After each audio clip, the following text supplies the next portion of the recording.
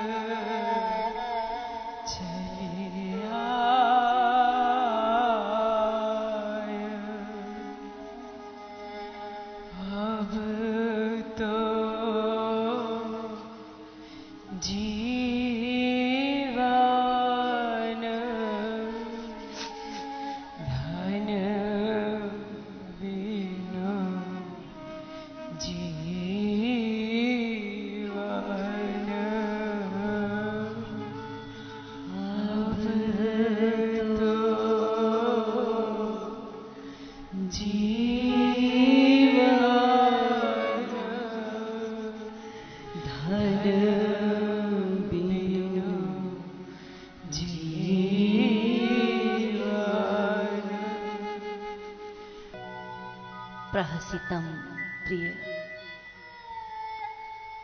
तुम्हारा मुस्कुराना। मैं बता रही थी आपको, हास्य के कई प्रकार हैं। स्मित, विहसित, हसित, अतिहसित, अट्टहास, इतने प्रकार हैं हास्य के। ये सारे प्रकार मुस्कान के, हास्य के गोपियों को याद आ रहे हैं। तो स्मित माने, स्मित का अर्थ होता है जिसके स्मित से, स्मित एक ऐसा हास्य है जो हास्य नहीं है, मुस्कान है। वो कैसी मुस्कान है? उसमें होठ खुलते नहीं, फैलते नहीं, बस उन होठों की थोड़ी रीत बदल जाती है, लेकिन नेत्रों की आकृति बदलती है। दांत दिखाई नहीं पड़ते, होठ की रीत बदलती है, आकृति नहीं। आंखों की थोड़ी आकृति बदलती है, गालों में हल्के से खंजन पड़ते। इसको कहते हैं स्मित।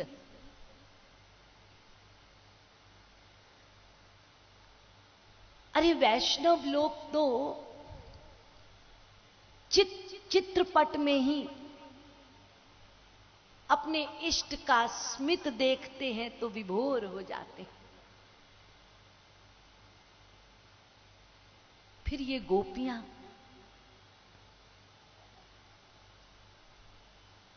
तो जिसका स्मित देखने से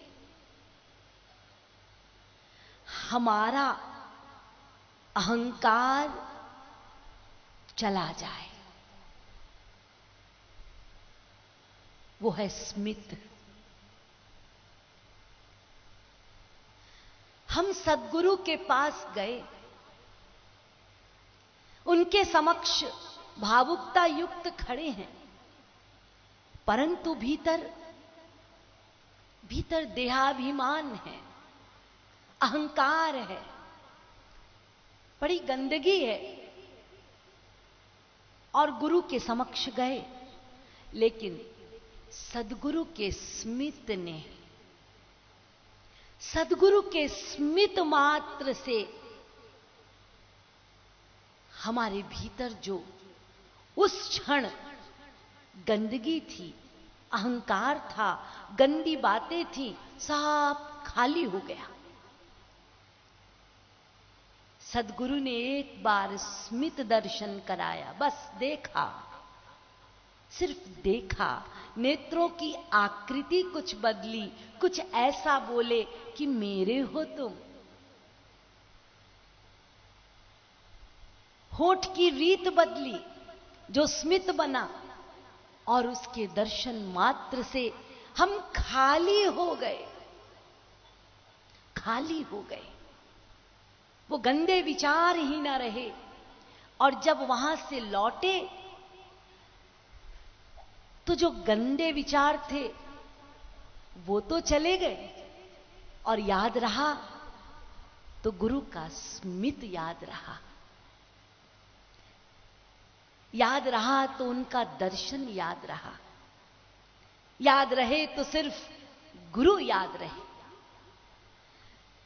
तो जिसके स्मित से हमारा अहंकार चला जाए वो है स्मित। दूसरा,